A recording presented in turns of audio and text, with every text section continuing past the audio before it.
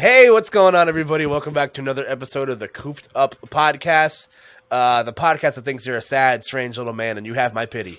As always, folks, my name is Koopa, and I talk about all the things happening in pop culture every week with one or two or more of my friends. And this week's, folks, we're talking about, I think it's in contention for one of my favorite animated movies of the year and one of the biggest events of the summer, because somehow, some way, the people at Pixar and in the Toy Story extended universe just find a way to take my money.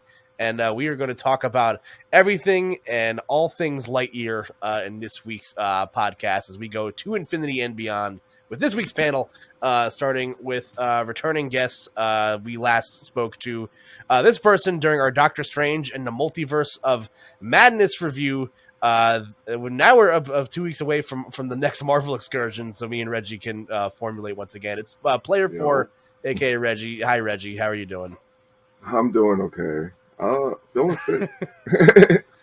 Yeah, love that. And joining us again, it feels like a once a month incursion. We have this guy on, famously always talking about things either Pixar and Disney related or Sonic the Hedgehog.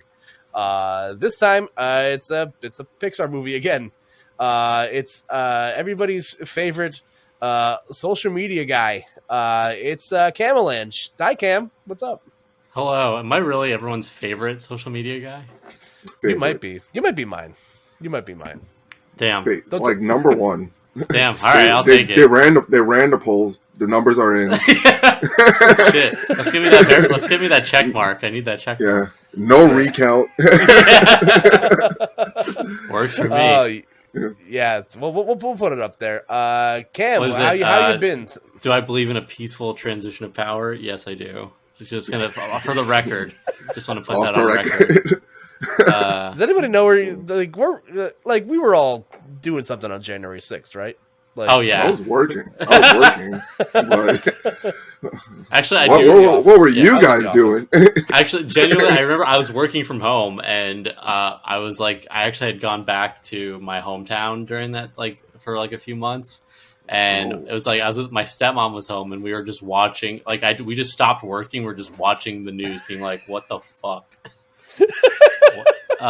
So yeah, good times. Everyone's favorite holiday, January 6th. Yeah. God, my favorite Green Day song, "Holiday." Yeah. Banger of a song, truthfully. Mm-hmm. But yeah, so Cam, how you been? It's been last time we talked about the Disney Plus original Chip and Dale. We're still keeping it in the Disney umbrella. Oh my God. How you been? How are things in the opposite time zone right now? Dude, it was great. Yeah, I love that movie. It's a great movie. I'm doing good. I'm good. I wanted to bring up something from that episode in particular, which is if you watch it on YouTube, when we're recording this show, the panels, when you add more guests, the panels become vertical. So if you have 3 or 4 people, you're basically just working within a vertical, like as if it's an IG video or something. You're just so when we were recording, we thought only that panel was visible. So Sean and I do this goof where we're off camera with just our hands in frame, and it's very funny if you were there in person.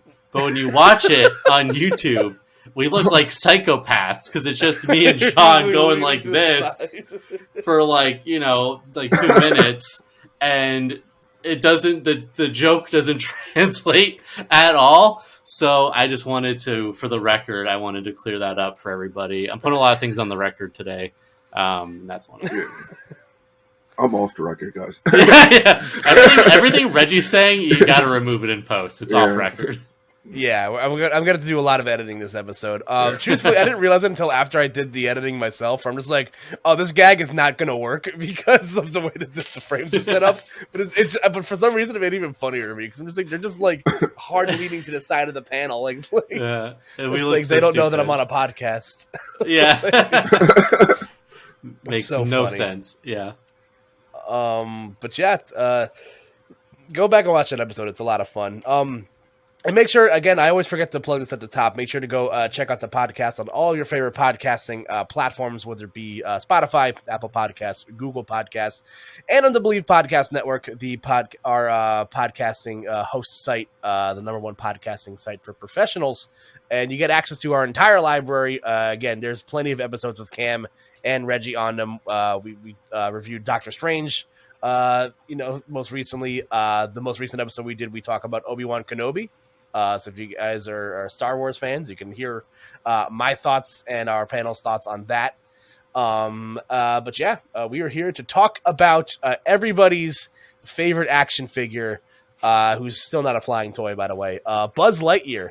And listen, if there's ever a movie that is very much in my wheelhouse, it's the Toy Story franchise. Cam and I famously did a podcast where we talk about our top 5 favorite Pixar films. Spoiling my list, Toy Story 3 is at the top of my list. It's number 2 on my list. So yeah, what's number funny. 1? Monsters Inc. Oh, what's yours? You got a hot take? Mine is all 4 of them are Toy Story, and then Monster Inc. is Incredibles is 5. Monster Inc. is 6. All right. I mean, yeah, I don't know. I just have a soft spot for Monsters Inc. I watched it again recently. I'm like, wow, I love this movie. But Toy Story 3 is just like objectively like one of the best movies ever made. So yeah, it's just like it's a perfect movie. Also, I'm not going to glaze over the fact that Reggie said you have Toy Story 4 in your favorites in your top 5. I am Toy Story fanatic. Yeah. Dang. Okay. You know what? I mean, Toy like Story 4 is good. It just like doesn't need to exist. I think it gives good closure to like Woody in a sense, and it just allows them like they can't go back and open the book with like those characters again. Yeah. So it just seals it off like, oh, we can't do anything with them. Yeah, because before they could have made like shorts with the other ones. Yeah, sure. I think for what it is, it's like it's the funniest Toy Story. It's really well animated, and I genuinely like Sporky. I thought I was gonna like stupid new character, gonna hate this guy, and then I was like, wow, I love Sporky. Yeah, and it's very relatable because like, how many times as a kid did you like pick up a stick and you're just like, this is my new favorite thing in the world? Yeah, and I love how I love how like self-actualizing he is, where he's like, no, I'm garbage. I deserve to be in the trash. And like that whole relationship, I think was a lot of fun. I recently listened to a series of podcasts that were like reviewing the first 4 films, and I actually went back on my own time before watching Lightyear to kind of just like watch everything. And I guess we'll use this as our springboarding, to talk about Lightyear and our history as people that essentially grew up with Toy Story. But I've always been a huge Toy Story fan. I think in preparation to tease this podcast this week, I'm going to use a picture of myself dressed up as Buzz Lightyear on my 4th Halloween. And I wore that costume for years until it like ripped. So never took I love it Toy off. Story. Slept in it, showered in it. Yeah. I just want to believe like it ripped last year. Yeah. I'm actually wearing it right now. It's underneath the shirt. Yeah. But yeah, I like, as anyone that grew up in like the mid to late 90s, I love Toy Story. I grew up on these films. It was a comfort movie as a child growing up. I've watched all of them to ad nauseum. And I recently went back and watched all of them. And as an adult, even, I'm still finding enjoyment, and my opinion's ever changing on these movies. I've since come around on Toy Story 2 just not being an okay sequel. I'm like, nah, this movie's actually great. And all of them are great movies. Like, I agree with Reggie in a sense where like these movies, all bring something a little bit different to the table. Even something in 4 where it feels very superfluous, but like there is, closure to the Sheriff Woody story. And I love the new characters that they've added along the way. And Toy Story, I think, stands head and shoulders as, any film with 4 movies in a franchise is already like pushing it a bit. But for all of them to be at worst solid movies is saying a lot. And also all like the tertiary stuff to have come out are always fun. Like the Toy Story shorts, are all super fucking funny. I find them all very enjoyable. I just love anything that brings these characters to my screen. I've always greatly enjoyed. Cam, we'll go around the panel. What's your?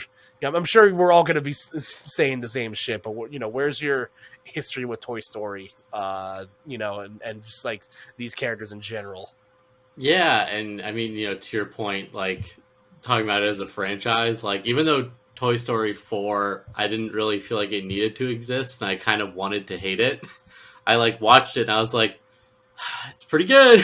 It's pretty good. I liked it. So I think to its credit, like it's a long-standing IP that has like just persevered throughout the years, and I too was a child who watched Toy Story and loved it, and I watched a lot of Pixar movies growing up, and I saw 1 through 3, and I've been meaning to rewatch all of them because it's been a long time since I've watched the original and 2. 2 is the one I kind of don't. I remember the plot, but I don't really remember like.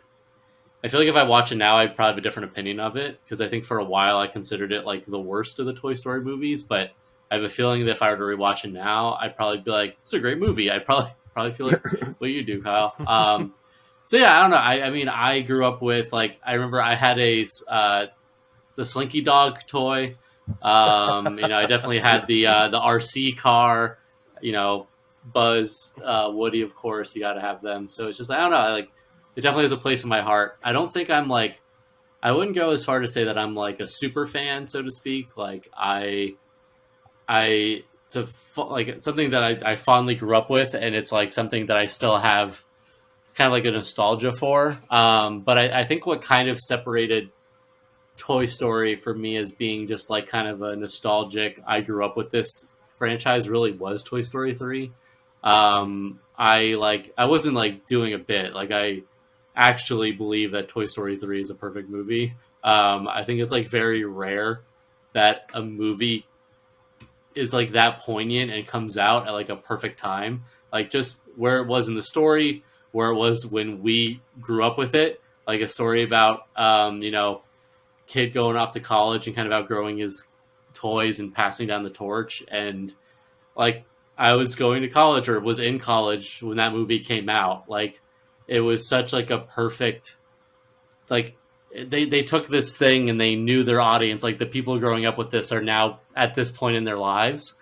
And it's just such a perfect trilogy. Like it's like a perfect finale. Like I really have no negative things to say about it. It's funny, it's sad, it's smart, it's like emotional. And I think that movie, I mean, they're all great, but for me, like that kind of cemented it, I think, as like just one of the all-time greats. So yeah, I have a fondness for Toy Story for sure. But I'm not like I'm not like a Disney adult, but I think regrettably I kind of am because I still watch a ton of them. Like I'm here on this fucking podcast talking about it. So like we're Disney adults. Yeah, God, fuck, I'm a Disney adult. This sucks. This podcast doubles as a therapy session for us, just coming to terms with the fact that we're Disney adults. For real. But actually, before we throw it to Reggie, maybe it's more of a segue. You specifically said what your top 6 Pixar were. Didn't notice Lightyear was in there. Just gonna. Okay. Yeah, it go ahead, Reggie. The floor is yours. Okay. Okay. Nice. Thank you. The only reason it's not in there probably right now is crazy enough. I do multiple viewings of like the Pixar movies. Okay. Except Cars 2. I'm never seeing that shit again. Oh, the worst. The worst. Awful. I've watched Good Dinosaur twice. Like I'm not watching Cars 2. Damn. But yeah, essentially, I want to rank it better because I literally saw it yesterday, so I'm giving it time to digest. That's the only reason it's not ranked. Understood. But if I were to rank it like off my bat, it's like there's no other non-Toy Story franchise movie in the top 5 then. But like sticking with the topic of Toy Story, you said like you're not a super fan of Toy Story. I'm probably borderline super fan of it right now. Growing up, I just watched Toy Story 1, made my mom like replay it. I like knew all the lines at one point. Watched Toy Story 2. I one of the very few people that thought it was better than Toy Story 1, like as a kid. And I'm Nice. like, I love the movie. And then Toy Story 3, Perfect Storm. It was like this right when I was going to college. Ugh. Movie came out, and I'm like, never cried in a movie until that moment. Toy Story It's a 3. tearjerker, dude. And then- They really thought. I thought they were gonna kill him. I thought they were gonna do it. No, The fucking crazy people. I didn't think they were gonna kill him. I actually cried when it ended. Like, yeah, like the ending too, just like because I'm like, oh, it's over. Mhm. It's over. And then when Toy Story 4 happened, I'm like, oh shit, it's truly over. And I just remember being with my significant other at the time, and then she's like, are you okay? And I'm like, yeah. I'm just crying during Toy Story 4, and this little kid by me is like, is he okay, Dad? And I'm like, he's like, leave him alone. Yeah. Like, even now, like, yeah. But like, ahead, even right now, my Smash GG profile is like a picture of Woody from Toy Story, so... That's so funny. Yeah.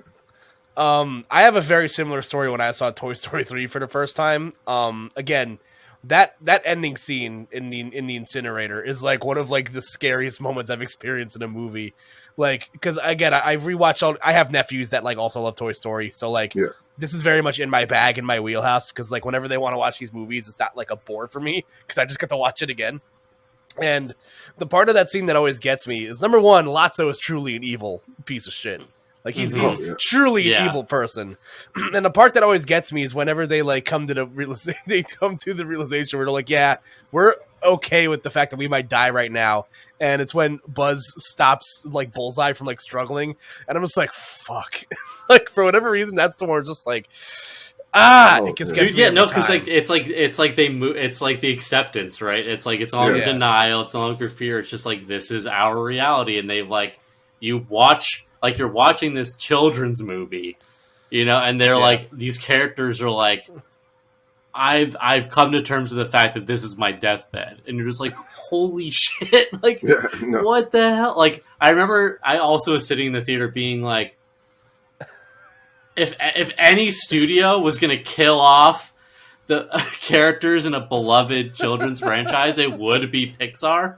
But like, what? And then of course they get saved. You're like, oh my god, okay, there we go. Yeah. But like, they really, it's like, I feel like if you counted the frames, like each individual frame of that scene, it is like just the perfect length for you to mentally be like, they're going to kill them. Like, it's just long enough before they pull you back out, right? Like, it's like crazy how perfectly they play those emotional beats where you're just like, I think they're doing it. Like, I know they can't, but they've convinced me that they could. Yeah. And then I always love the part at the end where they get like, after they get picked up and it's just magically the morning time again. It was a banana. It's like, I'll never complain about being in the attic again, or like something along those lines. Also, then, one of the best jokes is from that movie is that when Mr. Potato Head uses a tortilla to slide under the door, and then and you also have to question what his sentience is. Like, is Mr. Potato like, is he the pieces, or is he the, like, because the body doesn't seem to be relevant. It's just a matter if the pieces are connected to it, he gains sentience. Yeah. But regardless, it's a perfect joke. It's so funny. Yeah. That's a long Reddit question. Like, somewhere. I'm sure there's a bunch of Reddit theories on it, but it's still I just realized this in like recently after watching the movie for the umpteenth time. Did you guys know that Michael Keaton was the voice of the Ken doll in Toy Story 3? Oh, really? That's funny. It's Michael Keaton. I feel like I knew it at one point and then like forgot the fact, and then it just like re-triggered. Yeah, I feel like if I went back and like watched a lot of movies that I watched like years ago, I'd suddenly just realize like, oh, this person was in that movie. Yeah. But yeah, so like, you know, we go through the whole like last 20 minutes of that movie, and it's a very emotional process. And I'm like standing in the lobby waiting for my friends, like recovering from the fact that my childhood was just almost like ripped out from underneath my feet. And this guy looks at me. He's like, "Hey, man, it's gonna be all right." And we just both like embraced. And I'm just like, this is such a beautiful moment. Like Pixar bringing it was just so funny. But yeah, listen, Toy Story rocks. And and I'm always gonna have a blind spot for these movies because I had the toys growing up. I think I still have from the 90s a Buzz Lightyear toy. I don't know if I have the Woody toy anymore, but like we just passed all these toys down from like person to person in my family. So like my nephews probably have it right now. So it's something that I've held very near and dear to my heart, for a very long time. And then I believe it was like during one of Disney's investors things or something like a couple of years ago, they announced a Buzz Lightyear spin-off film. And at the time, they're just like, yeah, this is the story and the legend of Buzz Lightyear. And we didn't know anything other than the fact that Chris Evans was now taking the mantle of Buzz Lightyear. So I guess we'll transition into this part now. And again, we'll give you a warning when spoilers come up, but I mean, just go watch the movie. This is my spoiler-free review. Yeah. But yeah, movie was directed and written in part by Angus MacLane, who I believe also worked on Toy Story 2 as I watched like one of the Disney Plus like behind the scenes things about this. He was like one of like the motion capture guys for Buzz, like way back on like Toy Story 2. So he's had a lot of history with this character. I think he also co-directed another Pixar movie. I think it was Finding Dory. But I still need to watch that one. It's fun. It's fine. It's okay. It's not Reggie's top 6. Yeah, for completionist sake, there's like maybe like 5 Pixar movies I haven't watched yet, so that's one of them. To make Gotta get on it. Pixar list, yeah. We'll get there someday. Also, the first Pixar movie to be released only in theaters since Onward, back in March of 2020. Because nothing was happening around that time. So no. Yeah, really chill year.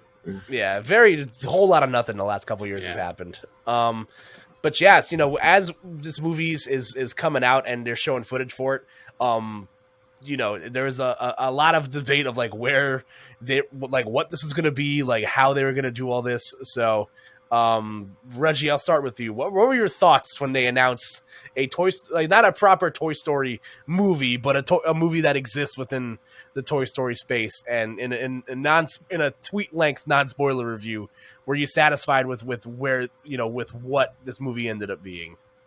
With the announcement of it, I didn't even know it was a thing until the first trailer. Like, I feel like the world knew more about going into this movie than anything. I saw only the first trailer. I didn't even know it was Chris Evans until after the movie. Oh my god! Oh my god! What? I didn't even put two and two together. Toy Story super fan, just being like, "What is this movie?" I'm just watching. I love the movie. Yeah, but I'm like, okay, I'm only gonna watch the first trailer, nothing else. I felt like I was the most under a rock for this movie, and I think that was a good thing for me, at least. I do love going into movies blind. Yeah, towards like the end of the movie, I didn't even know like some of the other stuff were happening. That is so funny. Yeah. So were you satisfied with your first? I was satisfied with the movie, with the first announcement. I'm like, oh, this is happening. So it was like, okay. I'm like, I wasn't like the nostalgic, like, oh man, why is Disney doing this? They're just taking, and I'm like, this could be good, this could be bad. And I'm like, I'll give it a chance. All right, Cam. What about you? Because I actually, and just to kind of lift the curtain on my own show a bit, we had to do a little bit of scrambling at the last second to get some guests for this show, and I had no idea if you had even seen the movie yet. We haven't really talked about it. So what were your thoughts going into a fifth Toy movie in the Toy Story franchise versus how you felt after your initial viewing? So I was on a similar boat as you, Kyle, where it was like we both had seen like the announcement quite some time ago, where like we knew very little other than Lightyear. Like they probably tweeted a logo, and I was initially like, this is a cool idea. Like I was actually on board with the concept pretty quick. I was just like, I like the idea of kind of expanding the universe in a way that isn't just making unnecessary sequels. It's taking a character and exploring them a little more deeply and creating, kind of building around the character as opposed to just making a Toy Story 5 or whatever. Because I think I would have just rolled my eyes. But the concept is cool. Take one of the most iconic Pixar characters and make a standalone film that is essentially their origin story, and it's also now the in-universe canon that this is the Lightyear franchise that exists in the Toy Story universe that made Andy a fan in the first place. So conceptually, it's weird, but conceptually, it was like, that's rad. Like, I think that's a cool way to, I think a lot of people you could be a lot more cynical about it and be like, oh, they're just like milking the franchise. I'm like, if you're gonna keep reiterating a franchise, like, this is a cool way to explore it. So I was actually kind of more on board with it than I thought I would be. And then do you want me to save my thoughts after having watched the movie, or do you want me to start diving into that? Yeah, well, we'll go into the spoiler bits in a bit as we break the movie down. But I feel, I'm not going to say anything original either because, like, again, I like the movie. Spoiler freeze. The movie was a lot of fun. I think it's my favorite animated movie of the year. So there hasn't really been much that's come out. I think the only other one that's been worth talking about is Turning Red. And again, also a very fun movie from Pixar. But also weird that we get 2 Pixar movies in a year. Did we get like 3? Yeah. No, we got Encanto. Or was that last year was Encanto? No, Encanto is not Pixar. Oh, that's true. Yeah. That was just Disney? Yeah. Okay. Yeah, that's just Disney. But I think for a while they've been doing 2 for at least the last 4 years. Yeah, because the other 2. Last year we had Luca and and Soul. Did we have Soul last year? Soul. Yeah. Soul was last year. It was in the beginning of the year. Okay. That's what I thought. And then the year before that, I think it was another 2. It was Onward and something else, I think. I don't remember. Might have just I think Soul... Soul was supposed to come out last year in 2020. But then it got pushed because of the Panini, is what I remember happening. Okay. Regardless, when they announced this, I, of course, was excited. I liked, like you said, like both of you said, it's expanding upon our world without having to make a Toy Story 5, which is like, what are they going to do at that point? I do like that. My biggest question going into the movie is how is it just going to be? Is Buzz Lightyear a real person in this sense? Is it like the Buzz? I thought it was going to be more like the Buzz Lightyear of Star Command TV show, where it's just that's also a franchise within a franchise within the Toy Story universe. But instead, they went that. According to them, that's not canon. Also, great show, by the way. I watched a couple of episodes of it just out of morbid curiosity. Since they announced Lightyear to now, and it's very funny. it's a pretty solid show. But once I sat down in the movie theater and I saw the direction they're going with it, it's just like, oh, it's a film within the Toy Story franchise, and it's why Andy was so stoked on having a Buzz Lightyear on his birthday party.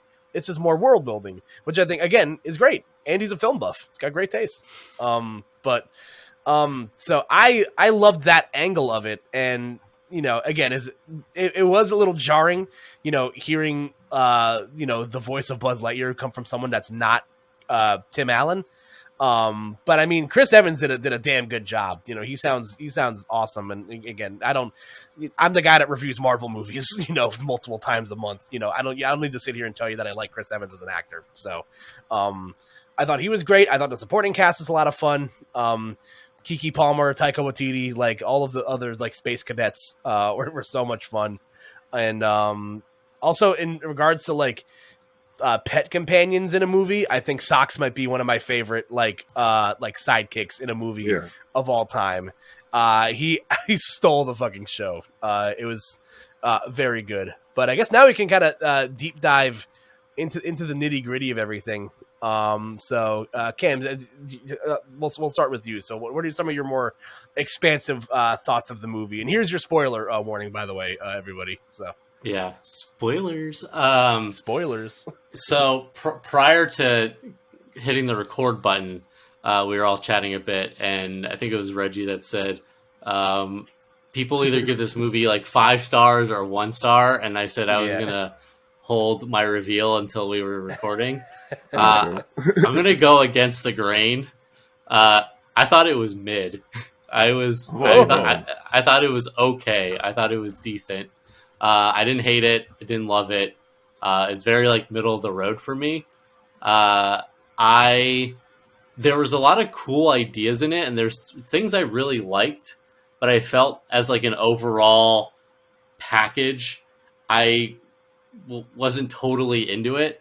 So the things that I thought were cool, or the things that worked for me, first of all, I agreed. Socks rocks. You heard it here first, folks. Socks rocks. We love socks. I don't know if it's just because I have like cat fever and I really want a pet, but I thought Socks was very funny, very cute. Big fan. And I thought any joke with Socks was like really solid. And I like the idea of how Buzz is skipping time, like he is, losing like 4 years of real time every time he does like one of these missions. And that sequence was very Up-esque to me, of like the montage of Buzz going on these missions and seeing his best friend grow up rapidly. That whole experience I thought was like really cool. It was a very touching way to show like how committed Buzz was to his work, and then how his friend had kind of moved on and started a new life. And I thought that whole, I wasn't expecting that going to this movie. Like I didn't think that was going to be the story they were telling. And I thought that was really cool. I thought that was a great way to kind of set up these characters in this universe that they were building. And then like ultimately like the people there deciding like this is just going to be our society now. It raises a lot of cool ideas and concepts early on. And there's of course a lot of fun little nods, like Buzz has a lot of phrases, especially early on in the movie that were in Toy Story, like "You're mocking me, aren't you?" So there's a lot of like fun little like Easter eggs and things like that. But I don't know. I felt that I didn't love the supporting cast, like the wannabe space commanders or whatever, space rangers. I forget what they're called. Sure. And I felt like, because they were trying to do the contrast of like Buzz is a workaholic who's a lone wolf and doesn't take help from anybody, and then he has to work with like these rascallions who are like, they're gonna try, but like he needs to learn to lean on them. And I felt like they were like too incompetent in my opinion. Like whenever they like actually did something, it felt too based on like either like just completely luck based or like, so I don't know. So a lot of times through that movie, I'm like, yeah, Buzz is right. I would want to ditch them too. These guys suck. So I had a hard time like getting on board with them as characters. Like they had their moments. I think like the Hawthorne daughter or the granddaughter was obviously the best out of the group. Like her story about like not being able to live up to like her grandmother's legacy and things like that had some interesting things. But Taika Waititi has like a track record for me of like, I think he's like amazing. And I just rewatched Jojo Rabbit, and that was like, it's a brilliant film. But like whenever he's like a side character in another movie, they just somehow find ways to make him the least funny guy in the room, which blows my mind because he's so talented and funny. But like if you've ever seen Free Guy, he's like the villain in Free Guy, and is like the most, it's like so unfunny. Like just like painfully like it's like kind of cringe, to borrow a word. It's like, bro, you're kind of cringe. And I felt like his jokes were like really repetitive in this movie, and he was just like, he's like, I'm not even supposed to be here. I'm like, yeah, you're not supposed to be here. So I don't know. There's things like that didn't work for me, and I don't want to like go on a tangent for too long. I'll save some of like the late spoiler stuff for later in the podcast, because I feel like we can all dive into that. But yeah, the going towards the ending, like that was like a lot of my thoughts was just like, I like certain ideas. I felt like certain things weren't executed fully as well as I would have liked it to see. And like by the time the movie was over, I was just kind of like, yeah, it's a fun time at the movies. I don't regret watching it. I don't know how inspired I would be to watch a sequel if they made a Lightyear 2. I might skip it and wait for reviews to come in on that one if they did. But before going into like the big reveals at the end, I'm definitely curious everyone else's thoughts, because I can already tell that I have the most dissenting opinion of the film. All right, Reggie, the floor is yours. Yeah, no, I'm completely like, if you're considered like the negative, I'm completely the opposite. I'm loving this movie, but I actually like Taika Waititi's part. I don't know why. Like, I like the group. I understand. Like, at first, I did have the same sentiment. I didn't want them like in there, but I'm like, it kind of just grew on me with the pen, and I'm like, this pen's going to be used for something. But no, I like the side characters, and it's really was. I didn't even like Buzz at first in the beginning of the movie. Crazy enough, I'm like, because they said this is the movie that inspires Andy to buy Buzz, and I'm like, in the beginning of the movie, I'm like, I remember sitting there, I'm like, I wouldn't buy Buzz if I watched this movie. Buzz is a dick. He doesn't like to recruit. Yeah. And then Buzz grew on me, and then it was more of the montage of like just seeing Buzz like stay on the mission, and he's not able to let go of his mistake, and it's just haunting him, but everybody else is able to move on. And I think that's like that's probably the best part of the movie for me, was that sequence. Yeah. And I'm like, damn, I feel for him. Yeah. Because I remember I play like team sports, and I remember like just like missing a shot or like messing up, and just looming on it. It's like the what if, like, and it's just it gets haunting at sometimes if you like dwell on it, but yeah, it was just relatable at that point. And then I'm like, oh shit. And then Socks came, and I'm like, steals the show. Yeah, you're right, steals the show. Beep boop beep boop beep boop beep boop. After the movie, I'm just going to my car and I'm doing that. I was doing that beep boop beep boop as I was starting. I think just talking like the first like act of this movie, like where we get like the setup of everything. I think that whole opening sequence where Chris Evans basically just reads line for line the opening like Buzz's opening lines from Toy Story 1. Yeah. Like, I went with a group of my friends. We were all just like, like it was just like, I'm just Leo DiCaprio like standing up in why the meme of him just pointing at the TV. Yeah, it's like, that's great. It's just like terrain seems unstable, and then there's no signs of intelligent life. Also great a cameo by Bill Hader in the first scene of this movie as a feathering ham stand. That was very funny. That joke was funny. And just like Buzz riffing with like with his partner voiced by the great Uzo Abuda from Orange is the New Black fame as Alicia Hawthorne. So much fun, that whole opening sequence. And then you really feel for Buzz in one of the two very much Top Gun Maverick sequences in the movie where, by the way, Top Gun, didn't do a podcast on it. Great movie, by the way. One of my favorite movies of the year, actually. It was so much fucking fun. But that in that scene where Buzz is trying to go over the cliff where he very clearly is not going to make it. I'm just like, well, that's a scene very much directly ripped from Top Gun. And then, it ends with everybody being stranded on this planet, and it's his fault. You have to, you see a man just struggling with, the fact that he was the guy looked at as in charge here, and he fucked everything up. And I thought I think something funny about that too is like to Reggie's point about like kind of not liking Buzz right away. I thought it was funny that like Buzz was kind of supposed to be set up as this guy who's like a perfectionist and is like supposed to be like one of the best in his field. But the majority of the beginning of the movie is just Buzz like fucking up, and I'm like, yeah, what did Buzz do right? He kind of he starts to redeem himself later, but I felt like in the beginning I was like, we haven't really seen Buzz be good at his job. We're just told that he's good at his job. Yeah, it's very much like this guy has to eventually become the hero that he is, and he's not he's not a great guy becoming an already greater guy. You know what I'm saying? So, I do like that they find an attempt to humanize him, and also they make fun of him relentlessly a lot, which is so much fun.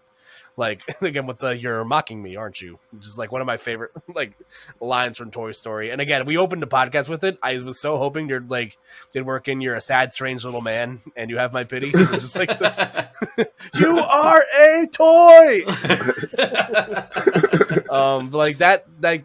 That whole scene from Toy Story always makes me fucking laugh. It's just good. It's perfect scene. But yeah, we were talking a bit about how he says there's no intelligent life on this planet.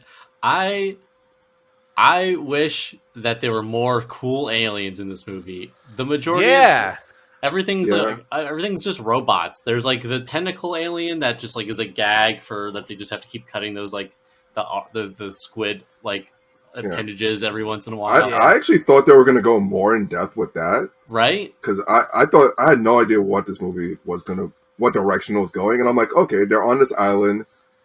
The tentacle thing keeps coming after them.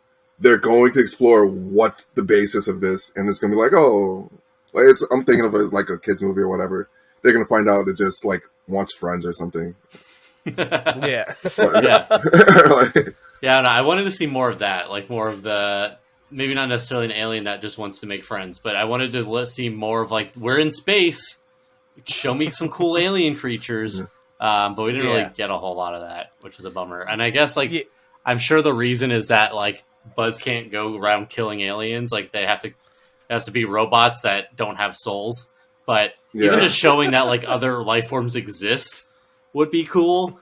But I don't know. I felt like especially because like in the Toy Story movies, there's the green alien guys, right? And like that's what there's I'm nothing. saying. I think there's like a slight reference to them at one point in the movie, but they're not like. I was hoping for stuff like that to maybe show up, and of course it doesn't. So that was kind of a bummer. Yeah. I said that the entirety of the movie. I'm just like, it was such a wasted opportunity for them to not show the green alien guys, because like they're so incompatible with like what Buzz Lightyear is as a character. Like we see that I have been chosen. Like that whole like that whole sequence from the first Toy Story movies. It's like you're led to believe it's like, okay, you're in a space themed pizza restaurant. These are very clearly aliens. You're watching an action movie in 1995, with starring Buzz Lightyear. Why are there no aliens in the movie? Like I felt like kind of cheated out of that, and I thought if we were getting a post-credit scene, it'd just be some sort of an in-joke like that, like just showing some aliens on a rock, just being like, "Whoa," or something. Like that's all I really wanted.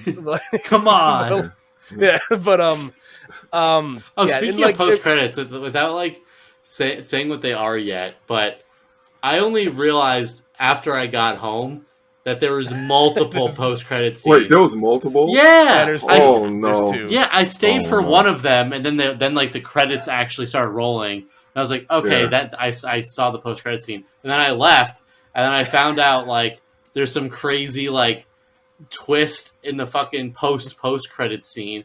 I'm like, what the fuck? Why would you might spoil the post-credit scene for both of us. Yeah, I might.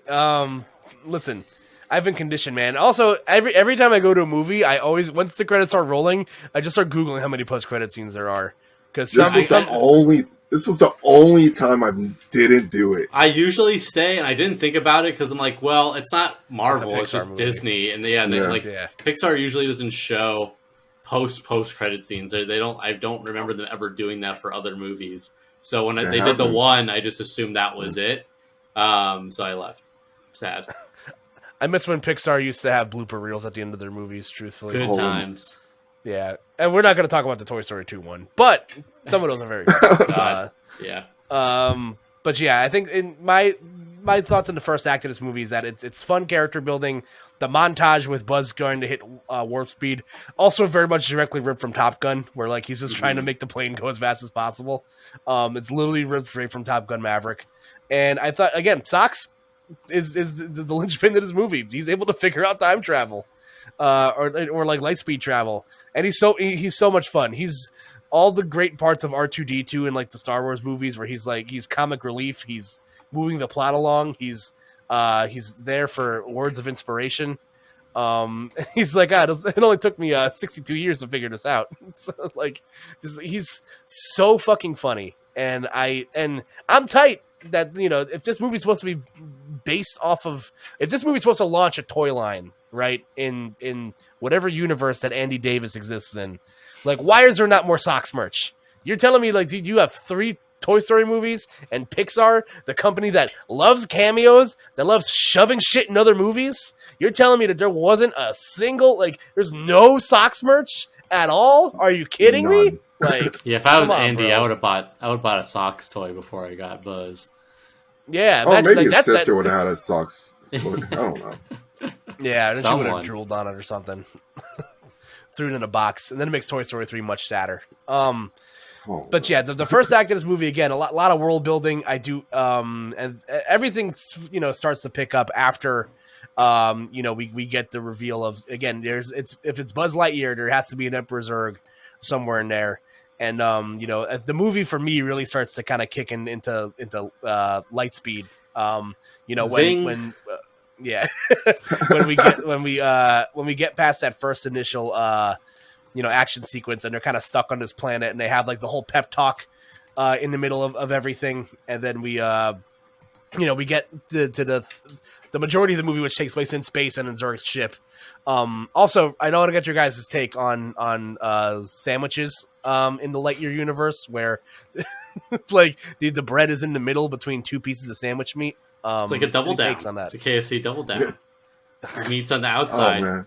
Shit's in the middle. But I just felt a shiver down my spine when you mentioned that.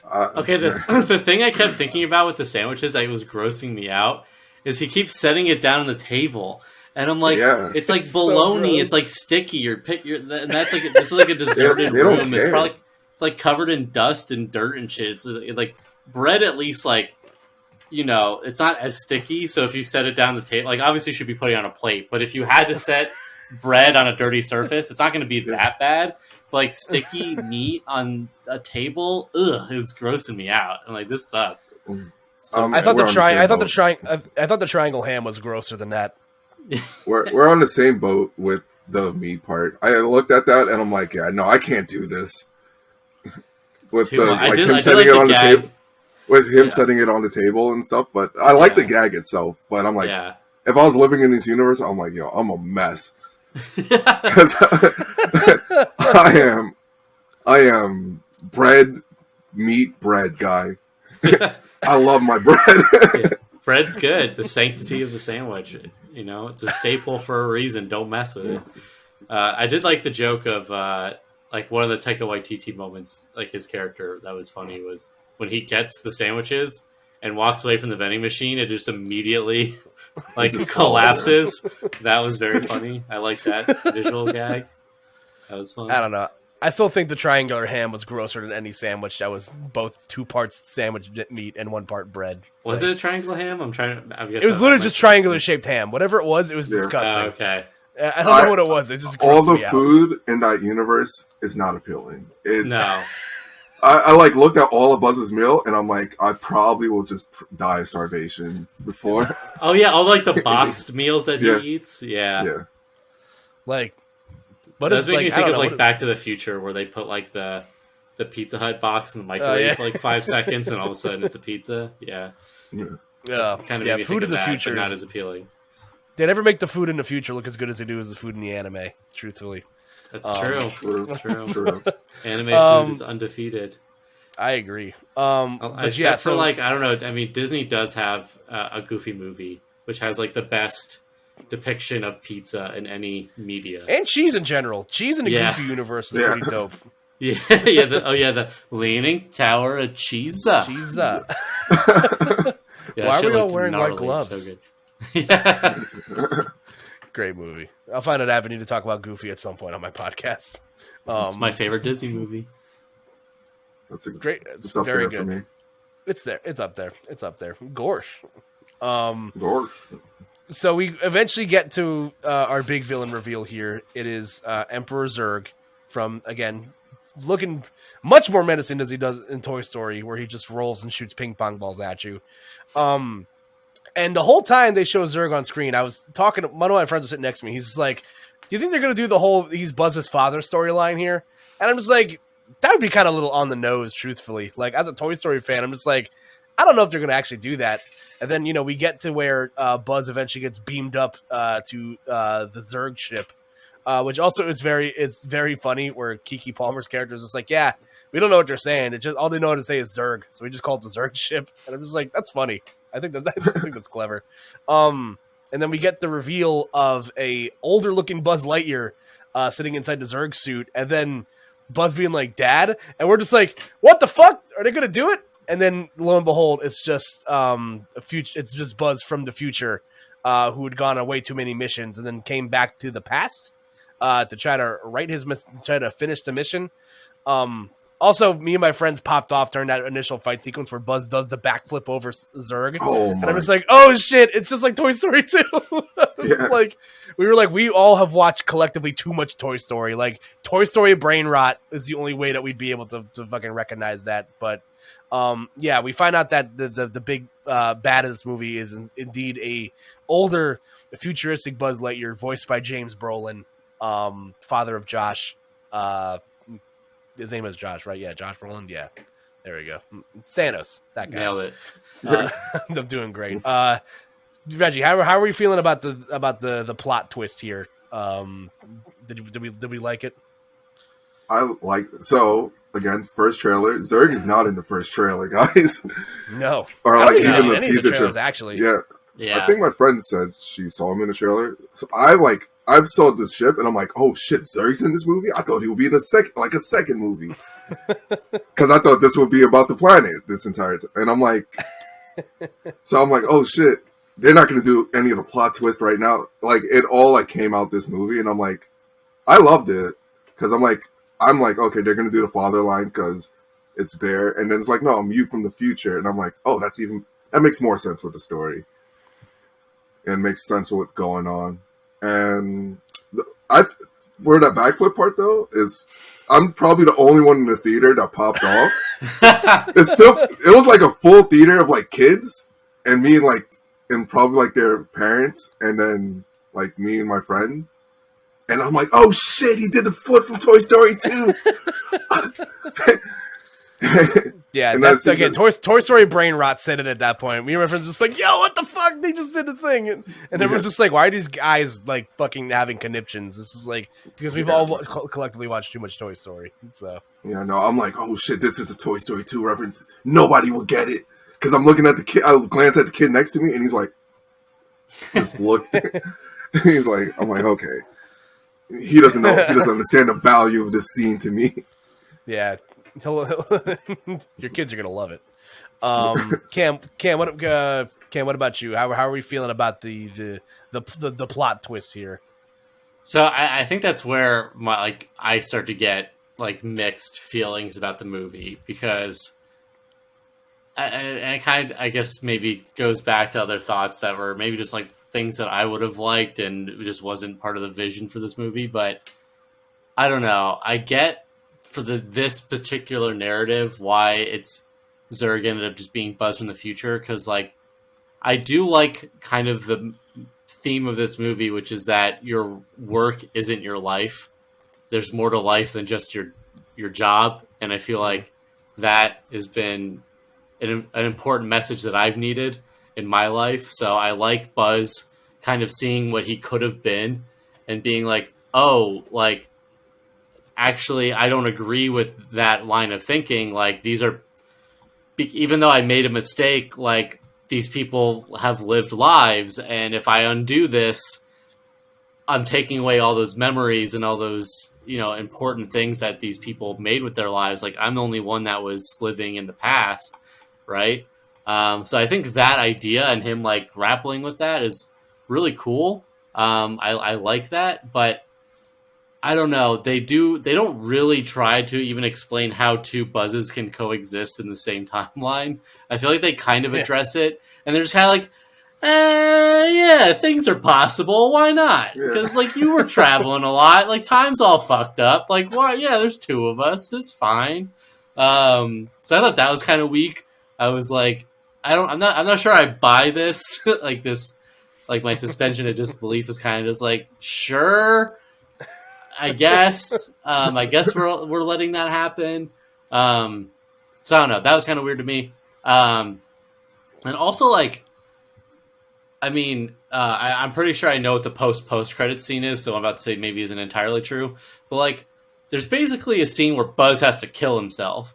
Like, Buzz has to kill older Buzz in space, right?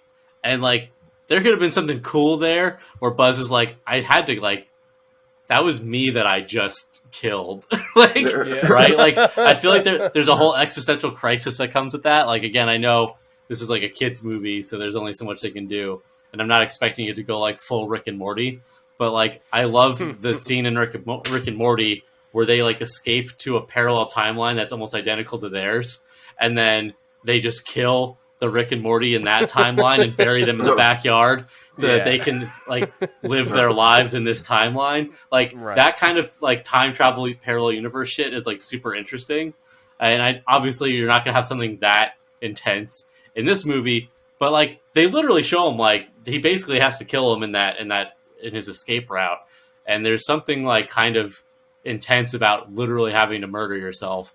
So I feel like more could have been done with it, but it's kind of just they just kind of blow past it, and I don't know. It kind of like it doesn't fully work for me. Like it was fine, but I didn't love it, and I also felt kind of cheated, because Zerg has been built up to me as being like this arch nemesis of Buzz Lightyear for so long, like with the Toy Story movies and like the cartoon and stuff, like just being like this supreme villain. And I wanted Zerg to be like a cool alien. I wanted like that's what I'm saying. I just wanted some cool fucking aliens in this movie, and I wanted Zerg to just be like I don't know, maybe it's generic, but I just wanted Zerg to just be like have a cooler like. I wanted him to be like a creature that is just like really fucking crazy or some shit, and instead it's just another robot. He's just Zerg is just a robot suit. That's so boring. I wanted Zerg to be like a living being, not just some guy in a suit. Like, so to me that kind of sucked. I didn't love that. I wish Zerg was kind of his own entity. So maybe that was just my own preconception based off of like kind of how Toy Story treats the Buzz and Zerg dynamic. I wanted more of that in this. So I don't know. That's me, old man, shaking my fist at the clouds. But yeah, I don't know. So I didn't love like that trajectory for the story. I'm gonna go play catch with my dad. Good one, son.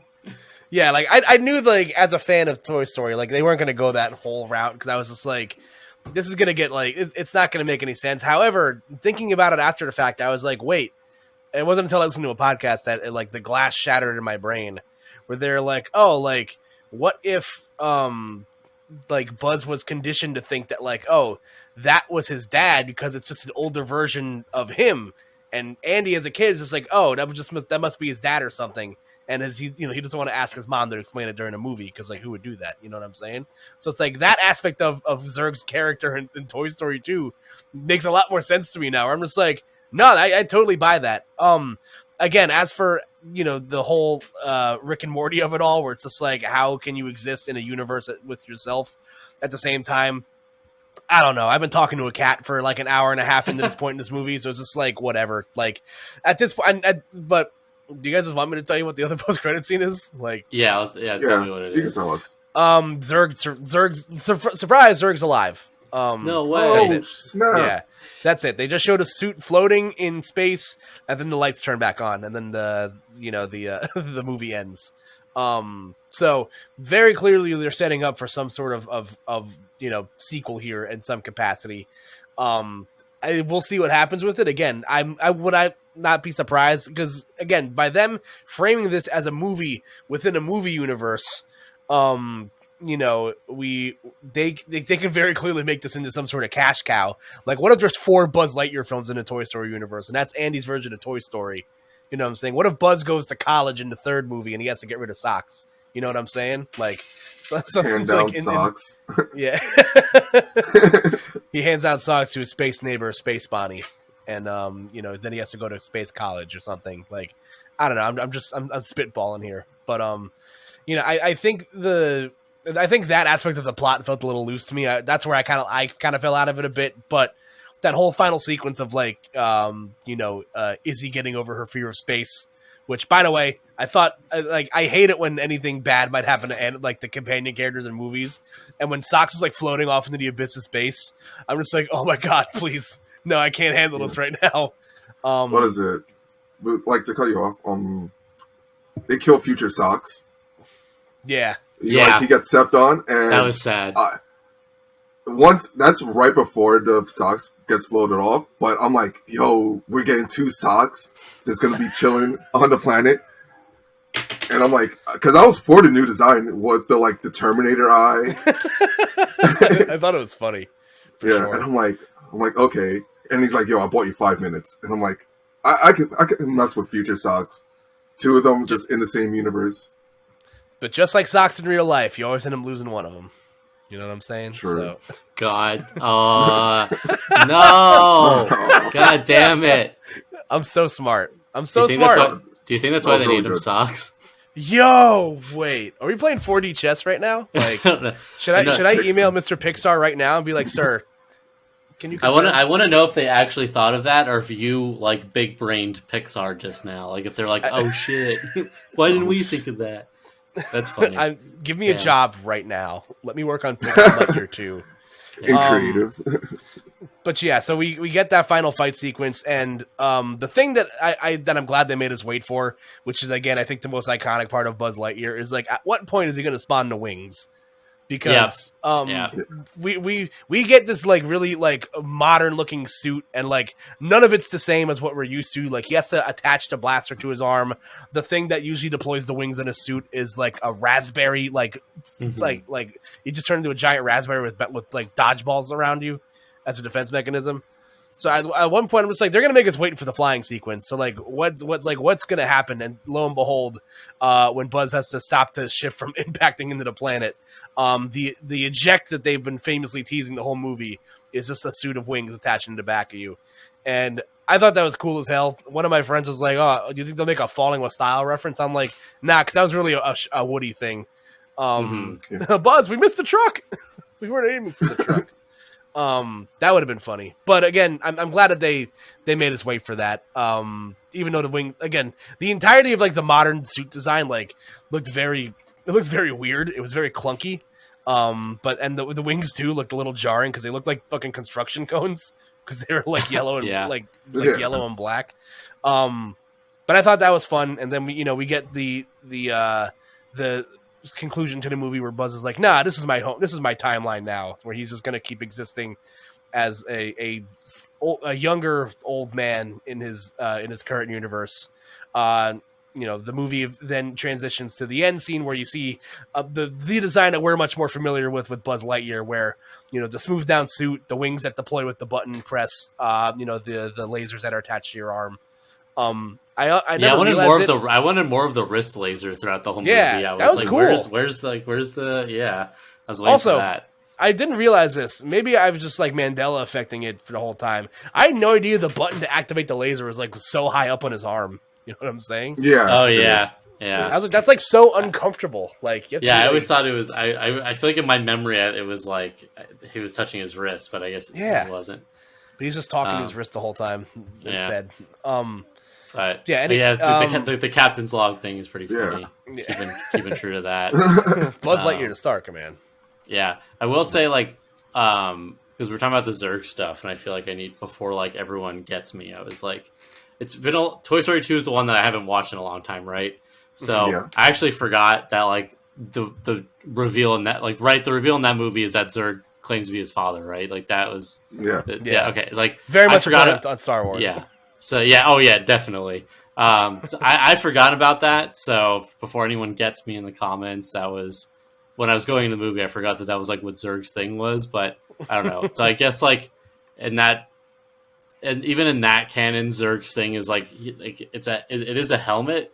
Was it always a helmet in those movies? Yeah, I think so. Yeah, like kind of, sort of. Like it looks like more of Darth Vader, so you would think there's like a person under it. Like, you don't know the backstory of Zerg, so you just assume it's like, okay, this is the Star Wars reference. So maybe like got burnt up or something. Yeah, I guess that makes sense. Yeah. I guess he wouldn't just be a cool alien. It would have been cool if he got well. defeated by a giant dinosaur, in an elevator. Yes. I finally defeated Zerg. I guess given what they were working with, if that was like the original movie, it makes sense that they had to kind of keep it close to that. But I don't know. It still was a little underwhelming to me. Yeah, I can see that. But I'll give them some more slack because I was a little off base with what I remembered. Yeah. From the previous movies. Yeah, give me more points. Team Buzz. Look, Buzz's dad still could have been a cool alien. Still can be. Yeah, we don't know. We're probably getting a sequel, most likely. Are you saying we're getting a cat dog origin story for Buzz where his parents are monsters? Yeah, let's do it. Oh my. Damn, mom's 4 eyes, dad's slimy green skin. And that would be something. I'd be on board with that. But yeah, so we get to the eventual end of the movie. We see the very iconic spaceship for Buzz Lightyear, which made me pop off. I had a toy growing up as a kid where it was like Buzz's spaceship, and like you could put like a little action figure on it. You can like roll it on the ground, and it was like my favorite toy growing up. And there was also a great line earlier in the movie where it's very akin to Toy Story 1. Where Buzz realizes his ship is destroyed, and Chris Evans is just like, "My ship!" So like I was just like, "That's very funny." No mention of bonding strips, unfortunately, which was also again just sad. I'm honestly kind of like appalled by how much I can like pull from memory of the first Toy Story movie. Like again, the brain rot is very much like firmly in my band right now. Like it's disgusting. It's pretty bad. Man. Yeah, but we get that final scene. We get the last to infinity and beyond. Also a great gag in the beginning of the movie where he's like, it's the thing me and your grandma used to do, and it's just like, ew. I thought that was so funny.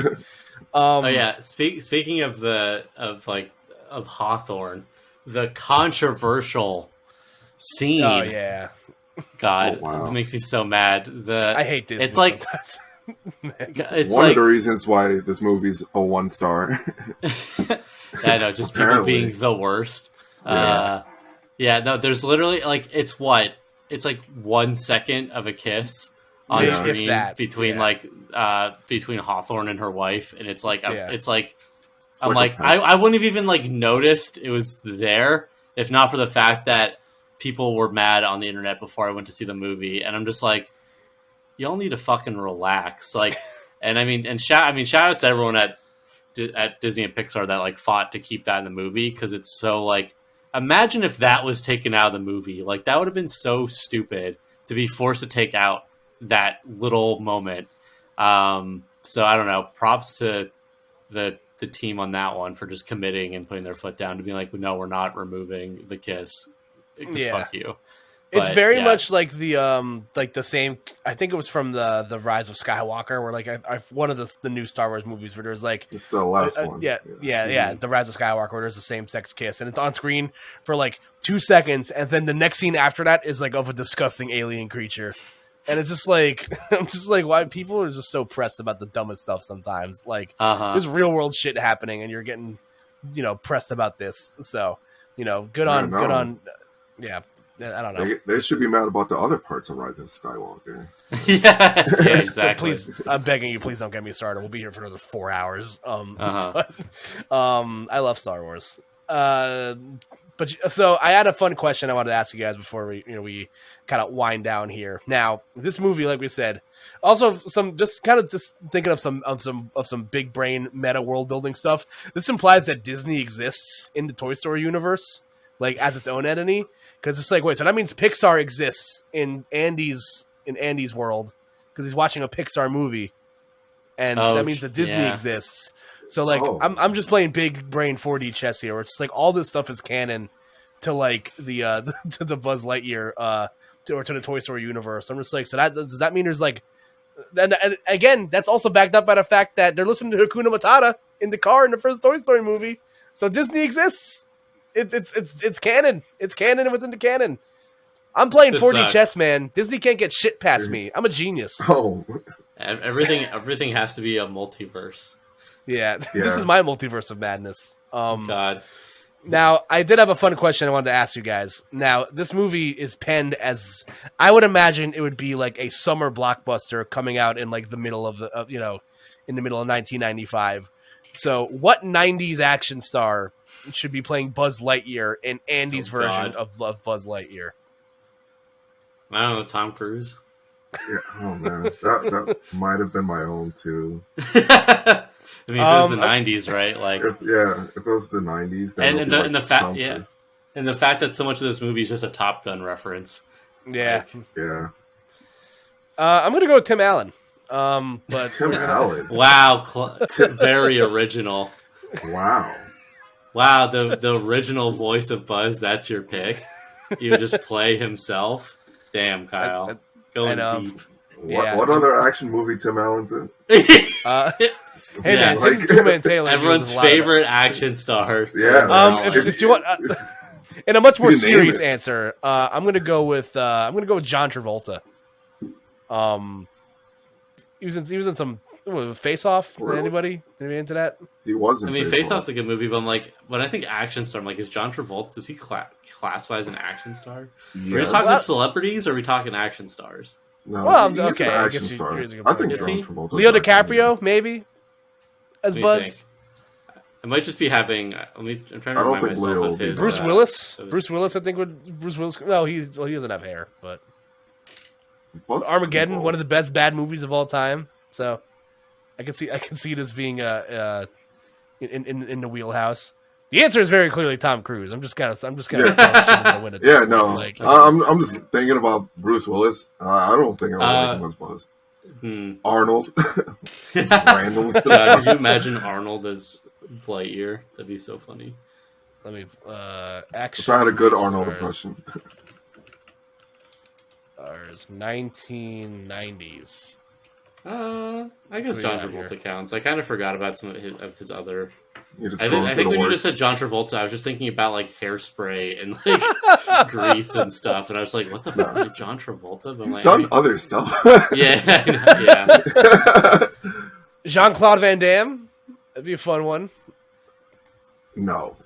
Yeah, it's No. still Tom Cruise. Is I'm there anybody just- better than Tom Cruise as a as an actor? I think 90s Tom Cruise would have been like the perfect one. Because you said Jean-Claude Van Damme, and I'm just thinking of Buzz doing like a split kick in the suit, and I'm like, nah, this isn't working. Maybe a young Keanu Reeves. Maybe Ooh, Actually. that'd be cool. I could vibe with that. But again, I think the answer is still very much Tom Cruise. Yeah. So, which I think would be a lot of fun. So again, it's just kind of fun, like world building stuff. Of, like it's a movie within a movie. Like I think it's fun. But yeah, that's Lightyear for the most part. Yeah. I'm in now. Again, Cam is much more in the middle. Reggie's much more in the positive end, and I feel like I'm much more in the positive end of things as it is because it's still a good movie. But I was talking to one of my friends about it, and he just like vehemently just like did not like it. And I asked him, I'm just like, well, like why do you feel this way? And he described it in a way where I can get by with him, where it's just like. It's like kind of how you felt, Cam, where it's like it wasn't anything like offensively bad. It was okay. Like it's the thing about Pixar movies that I think everybody tends to go back to, and like what we've referred to all night is that the rewatchability of it. You can go back and watch these movies a bunch of times and still kind of get something out of it. And I feel like this movie, like it's incredibly the worst thing I think you could say about it is that it's incredibly safe. They could have. This movie could have been, like you said, it could have been like a legitimately like terrible movie. Like it could have been something. It could have been Morbius. You know what I'm saying? But the movie still would have made $1 million because it's attached to the Toy Story IP. Like, there's a reason that this movie could have easily gone to Disney Plus, and I think it still would have been perfectly fine. However, it's a Toy Story. It's in the Toy Story, zeitgeist. It's going to make a shit ton of fucking money regardless, because people who love Toy Story are going to go see this movie.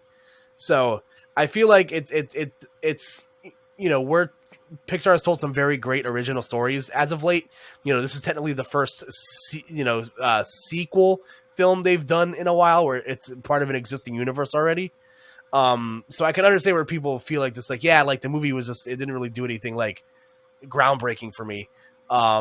And I get that, but again, I still, me personally, I still had a very good time watching this movie. So I have nephews who are going to want to see it, so I'm sure I'll see this movie, a few more times. One more thing before I think we close out of here. Did you guys catch any of the Easter eggs or anything? Because I know Pixar is very famous for stuffing Easter eggs into their stuff. And the only thing I noticed off the bat was the scream tanks for Monsters Inc. in the background in like one of the scenes. Nice, that's good. Oh yeah, I saw the screen. I know what part you're talking about. Yeah, it's in the scene right before they get to the ship. But I'm always on the lookout for like the Luxo ball, the A113, and the Pizza Planet truck, and I couldn't find anything. So yeah, I'm trying to remember now. I was like, I know we talked about just some of the nods to the previous Toy Story movies, but in terms of Easter eggs, not really remembering any off the top of my head. Yeah, it's like one of those things. That's why you have to go back and watch these movies multiple times. It's because there's always like a little in reference somewhere. Like I'm going to go back to watch Inside Out and see if I can find like a reference to this movie coming out then, because Pixar loves to tell you what they're doing next. Oh yeah, true. In their old movies. There's a Duke Kaboom toy in The Incredibles 2. Nemo is a one of I think Finding Nemo came out after Monsters Inc., right? Yeah. So there's a Nemo toy in Monsters Inc. in Boo's room at the end of the movie. So it's like stuff like that, and it's hard to kind of grasp that in a first watch through. What if the next Pixar movie is about sandwiches that have meat on the outside instead of bread? You know what I'm saying? So it's gonna make millions of dollars. I'll watch it. It would. We would watch it. And then... Reggie, any closing thoughts on Lightyear? I love the movie. I think they would take my money if they made a Woody spinoff somehow. Oh yeah, that'd be great. And a Sheriff Woody Western movie. Ooh. Yeah, they would actually empty my pockets, but Pixar is already doing that. Like I just keep landing. It would be like Monopoly. I just keep getting hit by income tax because I'll just keep seeing their movies. Cam, last thoughts on Lightyear. Yeah, I don't regret watching it. Like I was excited to go see it. I ultimately had a pretty good time. It was fun. I think if you're like a longtime Toy Story fan, I wouldn't say you have to go see it in theaters. I would be like, if you really want to watch it and you're unsure, I think you can wait until it's on Disney Plus if you want to watch it there. But if you're like a super fan, which I happen to be a couple of them here in this room, I think it's it's a good time at the movies for sure. Go check it out. But I would say probably, at least for me, I wasn't blown away. I just thought it was an acceptable entry into the Pixar filmography. So it's decent. That's my review. It's not bad. Love that. Socks rocks. Remember that though. Socks rocks. Also, Reggie will love this. The guy that voiced Socks directed The Good Dinosaur, a movie that Reggie famously voiced. I did not know that. Yeah, I still haven't seen The Good Dinosaur. That's one of the ones in my. I've seen it once. Just have to watch for my definitive list. It's fine, I guess. Yeah, it's a okay movie. I've never watched it legally. Yeah, gotta edit that out. Yeah, just blur that part out. Yeah, just for the record, everything Reggie said has now been scrubbed from the podcast. I already said I'm off the record this entire. Also, I think I just would have preferred to have seen Turning Red in theaters instead of Lightyear, but Turning Red was a Disney Plus exclusive. So Turning Red rocked, by the way. Great movie. Yeah, I really liked Turning Red. I have not seen that one and Luca. Those are the only two I haven't seen. Luca is like, I really liked Luca. I think it's like, I think I have a soft spot for it because I don't think it's like an amazing movie, but I really enjoyed it. And it's just great cool movie for fish and pasta. Yeah, well, it's the Italian in me. I'm just like, Mamma Mia. Yeah, that's Camalange Soprano, for those of you guys who are wondering at home. And this is also speaking of socks, Peter Sohn, the gentleman who voiced them, is directing Pixar's next movie that comes out next year, Elemental, which is slated to come out in June of 2023. So I'm looking forward to that. Again, I don't think Pixar is just one of those things where it's like I might as well just like have a direct deposit like whenever they release a movie. Like I'm gonna see it at least once.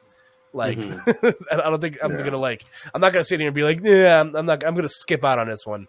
I'm gonna watch it at some point. You know what I'm saying? So but yeah, guys, thank you so much for joining me onto this into this galaxy, to this to infinity and beyond. You know what I mean?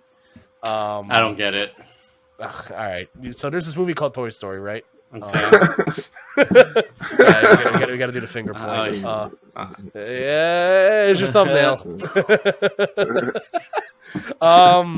Cam, let the people know at home where they can find you, what you're doing, and all that fun stuff. So, all right, I'm Camalange. That's Camalange. You can follow me on Twitter, Instagram. I'm Camalange pretty much everywhere. So if you look that up, you'll find me. Also on Twitch. I might stream later tonight, which would be, this episode's gonna come out after this, so that's irrelevant. But if you want to see me spontaneously stream every now and then, you can follow me on Twitch. Same name there. Yeah, you're gonna break down all the Sonic Frontiers footage, right? Oh, yeah. Well, I was probably just gonna play Sonic Origins and then just talk about that. That's what I'm that. Yeah. But yeah, so you can follow me there. I post a lot about anime and Sonic, and then I'm going to be posting soon about what I've got planned next. I got a big announcement coming up, so be sure to follow and subscribe and hit that bell notification so you don't miss it. Cam's going to be in Lightyear 2, guys. That's right. Oh man. Reggie, let the people know where they can find you in your corner of the internet. You can find me at player_4. The L's and I, so it's PIer_4. It's on what do you call it? Not YouTube yet, but Twitch and what do you call it? Twitter. Both the same ads. What's that app called? Twitter? Yeah. The Bird app. The Twitter.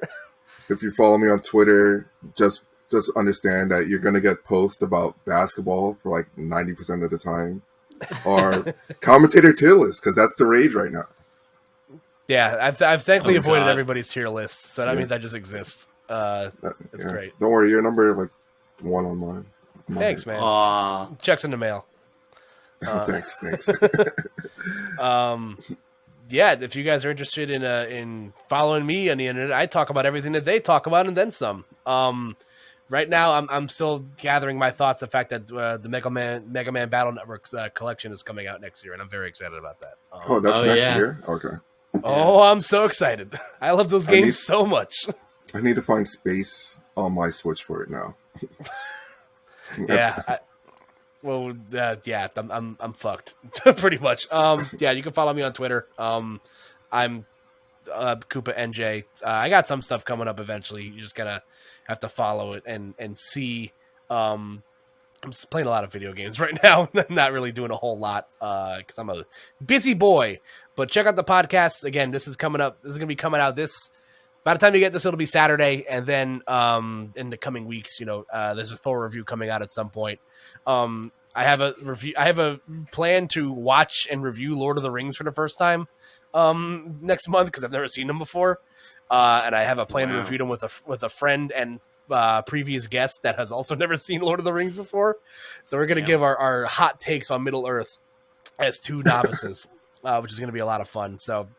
We got a lot of cool projects planned for later in the year, and I hope you guys stick around and stay tuned for that. So until then, everybody have yourselves a wonderful evening, and we'll see you at Pizza Planet. Bye, guys. Peace. The Claw.